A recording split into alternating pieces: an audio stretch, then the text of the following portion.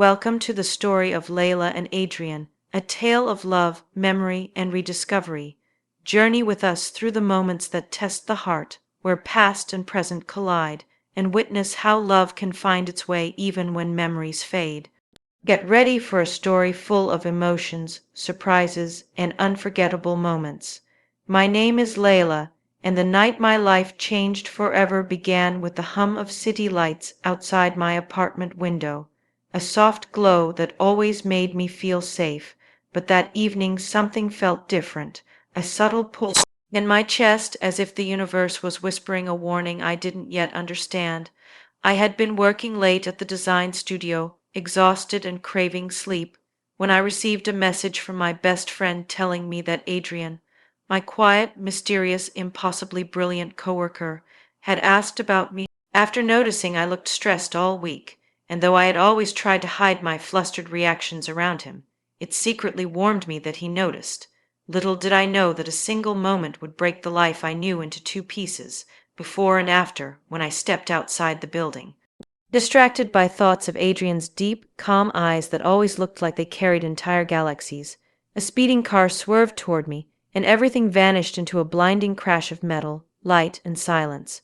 When I woke up days later, I was in a hospital room with the faint smell of antiseptic, white walls blurring together, and a man sitting beside me with his head down, holding my hand as if it were the only anchor he had left in the world.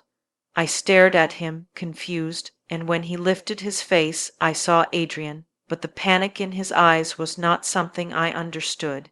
He whispered my name, shaky, broken, as if he'd been waiting for me to open my eyes for centuries. When I asked who he was, his entire world collapsed in front of me. The doctor entered gently, explaining the truth. I had survived the accident but lost large portions of my memory, especially from past few years, and those years were the ones in which Adrian had become someone who meant more to me than I could fathom. He was not just a coworker. He had been my partner, my home, my heart, though my mind had erased that chapter entirely. After I was discharged, I moved back into the apartment Adrian and I apparently shared, a place filled with artifacts of a life I didn't remember. Framed photos of us laughing, traveling, celebrating birthdays, scented candles I didn't recall picking, a sketchbook filled with my designs, many labeled with inside jokes in handwriting I recognized as my own but felt strangely distant. Adrian moved around the apartment with careful silence, as if afraid to break the fragile threads of hope he held on to, always keeping a respectful distance unless I approached him. At night, I would catch him staring at the photographs on the shelves, tracing the frames as if trying to convince himself the memories still meant something. Over the next weeks, Adrian helped me rebuild routines, making breakfast with me, walking me to therapy sessions, leaving little notes in the kitchen to remind me how I liked my tea. But he never pushed, never pressured me to remember him, though I often caught the pain flickering in his gaze whenever I struggled to understand the emotional weight behind something mundane. Slowly, I started noticing things about him that weren't in the photographs. The way he always opened the door for me, how he instinctively stood between me and the edge of the sidewalk, how he remembered tiny details about my preferences, even the ones I didn't know about myself anymore. One evening, I found him sitting on the balcony, staring at the city lights with a faraway look, and when I asked what he was thinking, he simply said he was grateful I was alive, even if I didn't remember him, because losing me would have destroyed him. I didn't know why his confession made my heart thump painfully, but that night I dreamt of a man standing in the rain, holding my face between his hands, telling me he loved me. When I woke up, memory slipped away, but the feeling stayed. Days turned into weeks, and the distance between us slowly began to shrink. One morning, as he walked past me in the hallway, his arm brushed mine and an electric jolt shot through me, so strong I froze. Adrian noticed immediately, eyes widening, but he didn't say a word. Instead, he quietly handed me my sketchbook and told me he would be late from work. That whole day, I kept thinking about the warmth of that accidental touch, and when he returned home late at night, drenched from an unexpected storm, I saw something familiar in the way he shook water from his hair, something that triggered a flash, a sound, a laugh. Suddenly I saw myself standing under an umbrella with him, both of us laughing, sharing a moment that felt so powerful my breath caught. I told him what I remembered, and he froze, his eyes filling with tears for the first time. Since the hospital, after that moment, the memories didn't fully return, but the emotions did. Slowly, quietly, like seeds waking after winter. One weekend, Adrian suggested we visit the winter market, a place he said I used to love. As we walked through the glowing stalls, surrounded by music and warm lights, I found myself drawn to him not because of the memories I'd lost, but because of the way he made me feel now. Safe, warm, seen. At one booth, I tasted a pastry and suddenly remembered feeding Adrian the same pastry years ago, laughing as he pretended to dislike sweets. I froze, gripping his sleeve, and told him. He smiled, really smiled, and it felt like sunrise breaking inside me. After that day, our connection grew stronger. I found myself wanting to know everything about him again. The sound of his laughter, the books he liked, the dreams he had.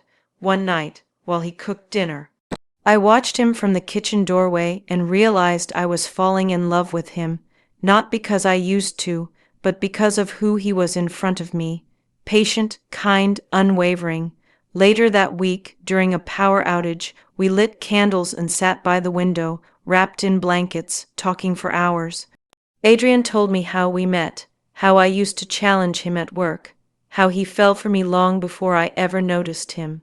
As he spoke, I felt something in my heart shift, a quiet recognition, like a puzzle piece sliding back where it belonged.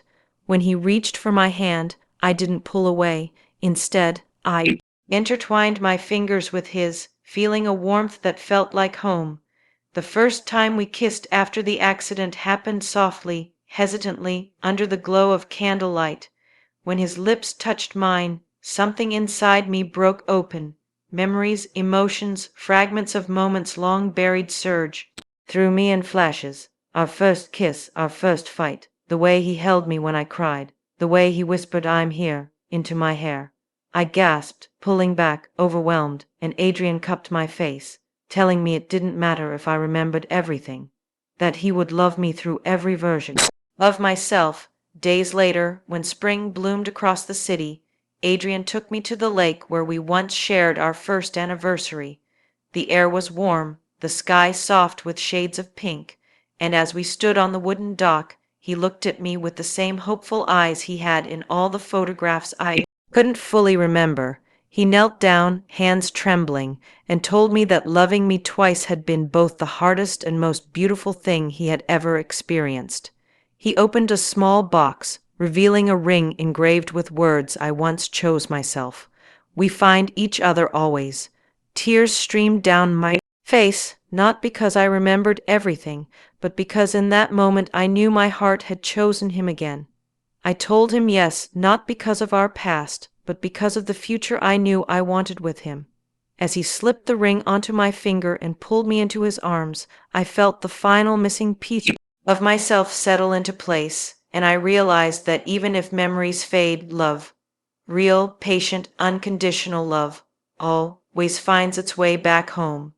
In the days that followed, our life together became a dance of rediscovery. Mornings spent sipping coffee while sharing fragments of dreams, afternoon wandering through the city holding hands, evenings wrapped in blankets reading aloud to each other from books I once loved.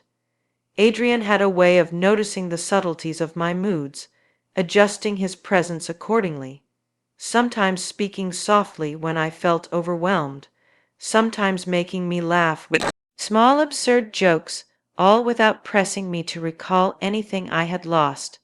I began to see that the essence of our love was no longer anchored in memory alone, but in the choices we made each day to show up for each other, to care, to linger in shared silences that felt more meaningful than words. On rainy nights, he would hum melodies I felt I had once known, melodies that wrapped around my chest and made it ache with longing, and I would place my hand over his, feeling the pulse of someone who had lived inside my heart even when my mind couldn't recognize him. Slowly, the apartment transformed from a museum of forgotten memories into a living, breathing home. Laughter echoed in corners where shadows had once lingered. Sunlight streamed through the windows in ways that made even ordinary moments feel sacred, and I realized that I had been given a second chance not just to love Adrian but to truly know him, to fall in love again in ways that were even more profound because they were chosen anew.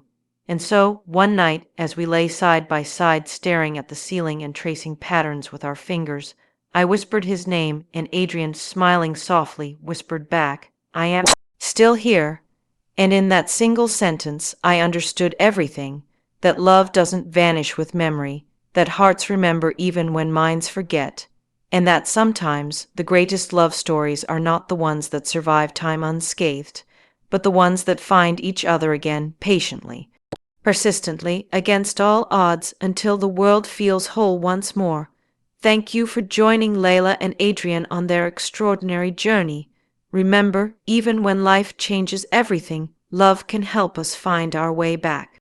Don't forget to like, share, and subscribe for more captivating stories like this. Until next time, keep your heart open and cherish every moment.